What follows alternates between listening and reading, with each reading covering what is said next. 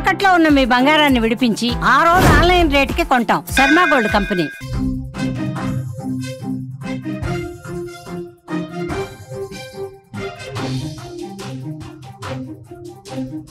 దేశవ్యాప్తంగా సంచలనం సృష్టించిన హనీమూన్ జంట మిస్సింగ్ కేసులో బిగ్ ట్విస్ట్ చోటు చేసుకుంది. భార్య అసలు నిందితురాలుగా తేలిపోయింది. కిరాయి హంతకులతో భర్తను హత్య చేయించి నాటకాలాడిందిమే.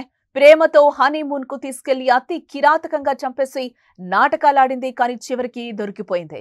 హనీమూన్ కేసులో భార్యే అసలు నిందితురాలు అని అంతా ఆశ్చర్యపోతున్న పరిస్థితి కనిపిస్తుంది. దేశమే దిగ్భ్రాంతికి గురవుతుంది.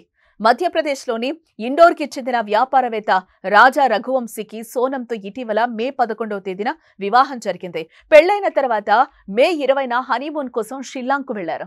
అక్కడ గడుపుతున్న వారు కుటుంబ సభ్యులతో మే 25వ తేదీ వరకు కాంటాక్ట్ లో ఉన్నారు. తర్వాత వారి ఆచూకీ కనిపించకుండా పోయింది. ఇద్దరి ఫోన్లు స్విచ్ ఆఫ్ కావడంతో కుటుంబ సభ్యులు ఆందోళనకు గురయ్యారు. అనంతరం పోలీసులను ఆశ్రయించారు. అయితే పోలీసులు విచారణ సాగుతూ ఉండగానే అదృశ్యమైన 11 రోజుల తర్వాత అంటే జూన్ 2వ తేదీన రఘువంశీ మృతదేహాన్ని సోహ్రాలోని ఓ జలపాతం సమీపంలో లోతైన లోయలో గుర్తించడం జరిగింది. అతన్ని ఎవరో కత్తితో పొడిచి చంపేసినట్లుగా అక్కడ సీన్ మొత్తం కనిపిస్తోంది. కానీ ఆయన భార్య సోనమ్ ఆచూకీ అయితే అప్పటికీ దొరకలేదు. దీంతో సోనమ్ను కిడ్నాప్ చేసి రఘువంశీని చంపేశారని అనుమానాలు కూడా వ్యక్తమైన పరిస్థితి కనిపిస్తుంది. ఈ అనుమానం ఎందుకు వ్యక్తమైందంటే అక్కడ అలాంటి ముఠాలు ఉంటాయి కాబట్టి గతంలో కూడా కొంతమందికి ఇలాంటివి జరిగాయని చెప్పి కూడా పోలీసులు ఒకానొక సందర్భంలో చెప్పిన పరిస్థితి కనిపిస్తుంది. ఆ నేపథ్యంలోనే సోనమ్ అండ్ రఘువంశీ కూడా అలాంటి మిస్సింగ్ కేసులోనే వాళ్ళు వెళ్ళిపోయారా, మిస్సింగ్ అయ్యారా అనేది కూడా అందరికీ ఒక రకంగా అంతుపట్టని విషయం. తర్వాత ఫ్యామిలీ పర్సన్స్ వచ్చి కూడా వాళ్ళకి పోలీసులకి రిపోర్ట్ చేసిన తర్వాత అందరం వెతకడం స్టార్ట్ చేశారు. ఆ వెతికిన నేపథ్యంలోనే రఘువంశీ మృతదేహం ఒక లోతైన లోయలో పడి ఉండడం అయితే అక్కడ గమనించడం జరిగింది.